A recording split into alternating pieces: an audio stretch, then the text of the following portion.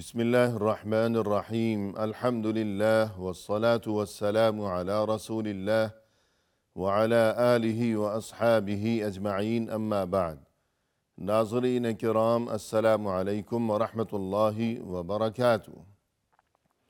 شرح الادب المفرد کے عنوان سے اس پروگرام کے ہمراہ ہم آپ کی خدمت میں حاضر ہیں، اور اس سے قبل گزشتہ ملاقات کے موقع پر ہم پڑھ رہے تھے امام بخاری رحمہ اللہ کی یہ کتاب کہ جس کا نام ہے الادب المفرد۔ اس کتاب میں یہ باب نمبر 203 کہ جس کا عنوان قائم فرمایا ہے امام بخاری رحمہ اللہ نے، فرمایا کہ باب من لم یواجہ الناس بکلامی،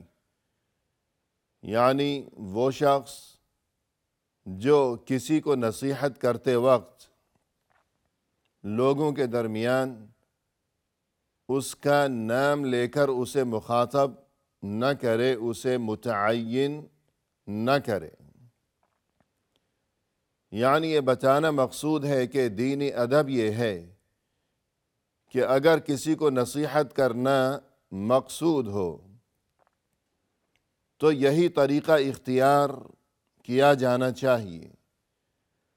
یعنی یا تو لوگوں کے درمیان اور سبھی کے سامنے اسے نصیحت کرنے کی بجائے اکیلے میں تنہائی میں اسے نصیحت کی جائے اور سمجھایا جائے تاکہ اسے اپنی بے عزتی محسوس نہ ہو۔ مزید یہ کہ اگر لوگوں کے درمیان نصیحت کرنے کی نوبت آ جائے کسی وجہ سے، تو ایسے میں سبھی کے سامنے براہ راست اس کا نام لے کر اسے مخاطب کرنے کی بجائے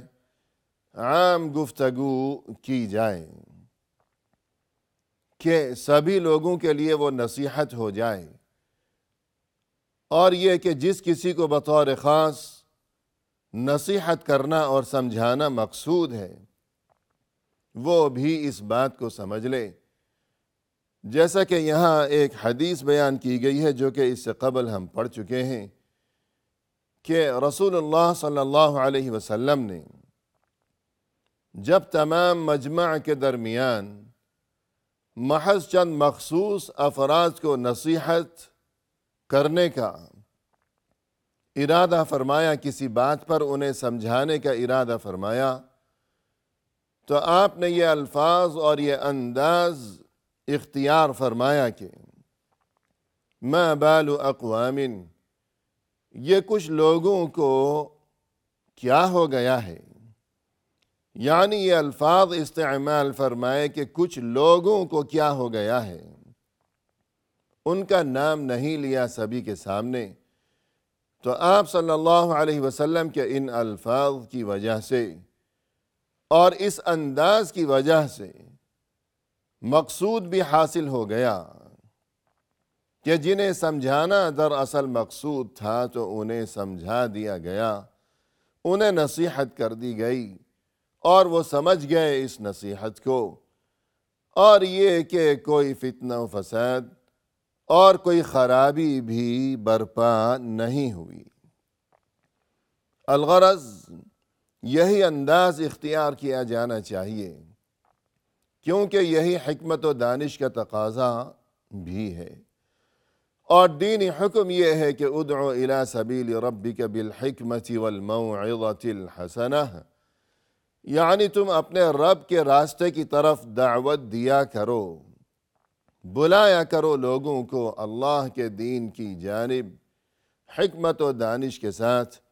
اور اچھی نصیحت کے ساتھ۔ یہاں اسی سلسلے میں ہمارے سامنے ایک اور حدیث ہے کہ جس کا نمبر ہے اس کتاب میں 437۔ فرمایا کہ عن انس رضی اللہ عنہ قال كان النبي صلى الله عليه وسلم قلما يواجه الرجل بشيء يكرهه،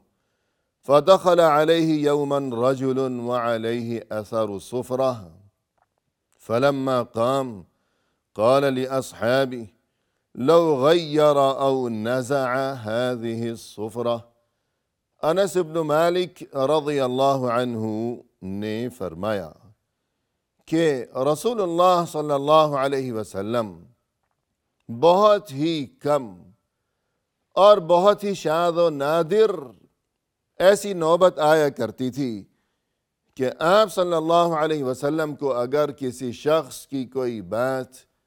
یا اس کی کوئی حرکت ناگوار گزرتی تو آپ اسے نام لے کر براہ راست مخاطب کرتے ہوں، اس کی نوبت بہت ہی کم آیا کرتی تھی۔ یعنی مقصد یہ کہ اکثر و بیشتر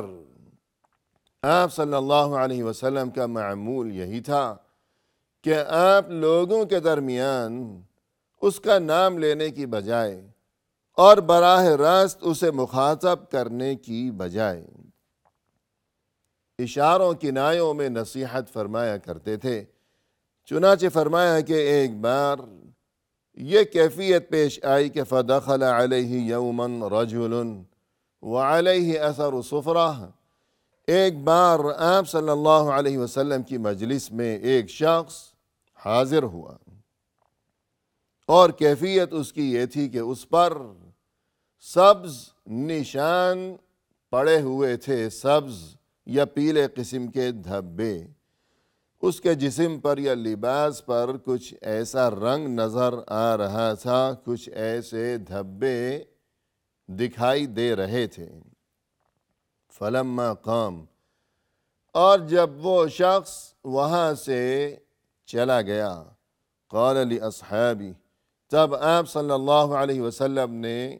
اپنے ساتھیوں کو مخاطب کرتے ہوئے، اپنے صحابہ کرام کو مخاطب کرتے ہوئے یوں ارشاد فرمایا۔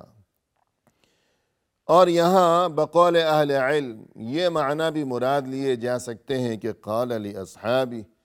یعنی اس شخص کے جو دوست تھے، جو اس کے ساتھی تھے، انہیں مخاطب کرتے ہوئے آپ صلی اللہ علیہ وسلم نے یوں ارشاد فرمایا، لو غیر او نزع هذه الصفرہ، کتنی ہی اچھی بات ہو جائے کہ اگر یہ اس سبز رنگ کو بدل دے یا اسے مٹا ڈالے۔ یعنی پہلی بات تو یہ کہ ناظرین کرام، ہمیں یہ بات معلوم ہونی چاہیے کہ دینی ادب یہ ہے کہ مرد اگر کوئی خوشبو استعمال کرے تو وہ خوشبو ایسی ہونی چاہیے کہ جس میں خوشبو تو موجود ہو لیکن اس کا کوئی رنگ نظر نہیں آنا چاہیے، کہ یہ رنگدار قسم کی جو خوشبوئیں ہوا کرتی ہیں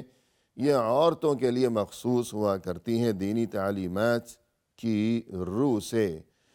تو یوں رنگدار قسم کی خوشبو اس نے شاید کوئی لگا رکھی تھی۔ اور اس کے علاوہ مزید یہ کہ خاص طور پر جو سبز قسم کا جو رنگ یا خوشبو ہوا کرتی ہے،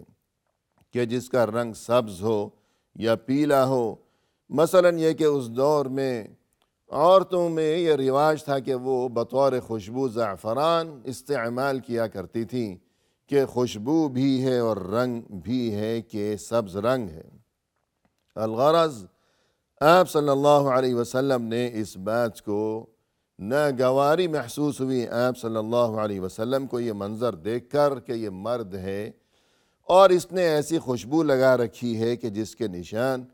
اور دھبے نظر آ رہے ہیں۔ تو یہ چیز یعنی رنگدار قسم کی خوشبوئیں استعمال کرنا یہ مردوں کو مناسب نہیں ہے، لہذا آپ صلی اللہ علیہ وسلم نے یہ منظر دیکھا اور اس منظر پر آپ کو ناگواری محسوس ہوئی، لیکن جب تک وہ شخص وہاں موجود رہا لوگوں کے درمیان، آپ صلی اللہ علیہ وسلم نے ادب کا تقاضا جو تھا اسے ملحوظ رکھا کہ لوگوں کے سامنے اسے نصیحت نہیں فرمائی، کہ ایسا نہ ہو کہ اس کی دل آزاری ہو اور اسے اپنی بے عزتی اور رسوائی محسوس ہونے لگے، لہذا جب وہ وہاں سے اٹھ کر چلتا بنا تو اس کی روانگی کے بعد اور وہاں سے چلے جانے کے بعد آپ صلی اللہ علیہ وسلم نے اس کے دوستوں کو یوں کہا کہ اسے میری طرف سے کوئی یہ بات سمجھا دے اور کوئی یہ نصیحت کر دے کہ اس نشان کو، ان دھبوں کو وہ مٹا دے، صاف کر دے۔ اس کے بعد ناظرین، ہمارے سامنے یہ نیا باب ہے کہ جس کا نمبر ہے اس کتاب الادب المفرد میں 204، اور اس کا عنوان قائم فرمایا ہے امام بخاری رحمہ اللہ نے۔ فرمایا کہ باب من قال لآخر یا منافق فی تأویل تأولا، یعنی اگر کسی نے کسی کو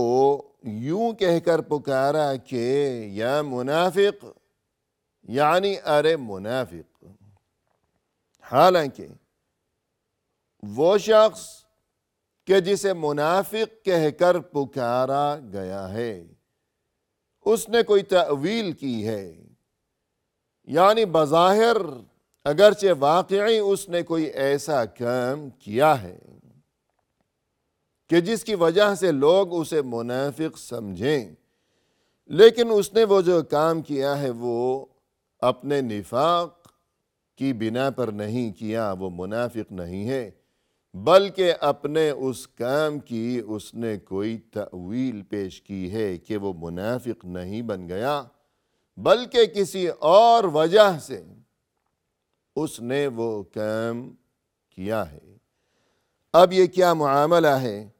اور وہ کون شخص تھا کہ جس نے کوئی ایسا کام کیا تھا؟ پھر وہ کون شخص تھا کہ جس نے اس کے اس کام کی وجہ سے اسے منافق کہہ کر پکارا تھا؟ اور پھر کیا نتیجہ برآمد ہوا تھا؟ اور ہمارے لیے اس میں کیا سبق اور کیا تعلیم پوشیدہ ہے؟ تو اس طرف بڑھنے سے قبل یہ جو باب ہے اس کا گزشتہ ابواب کے ساتھ جو تعلق ہے اور جو ربط ہے وہ بھی ہمیں معلوم ہونا چاہیے، اور وہ ربط یہ ہے کہ اس سے قبل مسلسل گزشتہ ابواب میں یہ تذکرہ چلا آ رہا ہے کہ اپنی زبان کو انسان سنبھال کر رکھے، دلوں میں ایک دوسرے کے لیے ادب و احترام کے معاملات ہونے چاہیے، دلوں میں بھی ایسے ہی جذبات ہوا کریں، اور یہ کہ عملی زندگی میں بھی ایسے ہی معاملات ہونے چاہیے کہ جن سے عزت و احترام کی جھلک نمایاں ہوا کرے۔ لیکن اگر کوئی کسی کو بری باتیں کہے یا گالی بکے یا یوں کہے کہ ارے منافق، ارے کافر، ارے زندیق، ارے فاسق، ارے بے دین، تو اس قسم کی باتوں سے گزشتہ ابواب میں اور وہاں ان ابواب میں درج جو احادیث مبارکہ ہیں ان میں نہایت سختی کے ساتھ منع کیا گیا ہے۔ تو اسی سلسلے میں اب یہاں یہ تذکرہ کیا جا رہا ہے اس نئے باب میں کہ کسی نے اگرچہ کوئی ایسا کام کیا کہ بظاہر تو یوں محسوس ہونے لگے کہ واقعی یہ منافق بن گیا، لیکن وہ منافق نہیں ہے، تو بعض اوقات ایسی صورتحال بھی پیش آ سکتی ہے، تو کیا کیا جائے گا؟ ہمارے سامنے یہ حدیث ہے جو کہ کافی طویل ہے اور جس کا نمبر ہے اس کتاب الادب المفرد میں 438۔ فرمایا کہ عن علی رضی اللہ عنہ قال، علی ابن ابی طالب رضی اللہ عنہ فرماتے ہیں، بعثنی النبی صلی اللہ علیہ وسلم والزبیر بن العوام وکلانا فارس۔ فرماتے ہیں کہ ایک بار یہ معاملہ پیش آیا کہ رسول اللہ صلی اللہ علیہ وسلم نے مجھے اور میرے ہمراہ زبیر بن العوام کو روانہ فرمایا۔ یعنی علی ابن ابی طالب رضی اللہ عنہ، جو کہ رسول اللہ صلی اللہ علیہ وسلم کے چچا زاد بھائی تھے، ابو طالب کے بیٹے تھے، اور جن کی پرورش خود رسول اللہ صلی اللہ علیہ وسلم کی زیر سرپرستی ہوئی تھی۔ مزید یہ کہ یہ رسول اللہ صلی اللہ علیہ وسلم کے داماد بھی تھے، اور مزید یہ کہ رسول اللہ صلی اللہ علیہ وسلم کا مبارک دور گزر جانے کے بعد یہ مسلمانوں کے خلیفہ چہارم بھی رہے، یعنی امیر المؤمنین حضرت علی ابن ابی طالب رضی اللہ عنہ، اور ان کے ہمراہ یہ دوسرے صحابی حضرت زبیر ابن العوام رضی اللہ عنہ، جو کہ رسول اللہ صلی اللہ علیہ وسلم کے پھوپھی زاد بھائی تھے، کہ زبیر کی والدہ صفیہ بنت عبد المطلب رسول اللہ صلی اللہ علیہ وسلم کی پھوپھی تھیں۔ الغرض یہ دونوں انتہائی جلیل القدر صحابی رضی اللہ عنہما، ان دونوں کو ایک بار رسول اللہ صلی اللہ علیہ وسلم نے مدینہ سے روانگی کا حکم دیا، وکیلانا فارس، اور یہ فرماتے ہیں کہ ہم دونوں گھوڑے پر روانہ ہوئے، یعنی معاملہ ہی کچھ ایسا تھا کہ تیز رفتاری مقصود تھی، کہ اس زمانے میں لوگ عام طور پر اونٹوں پر سفر کیا کرتے تھے، اور اونٹ اس قدر تیز رفتاری کے ساتھ سفر نہیں کر سکتا کہ جس قدر تیز رفتار گھوڑے ہوا کرتے ہیں، لہذا ہمیں حکم دیا کہ ہم روانہ ہو جائیں، اور چونکہ تیز رفتاری کے ساتھ سفر مقصود تھا، اس لیے ہم دونوں گھوڑوں پر روانہ ہوئے مدینہ سے۔ اب کہاں جانا مقصود تھا اور کیا کام مقصود تھا،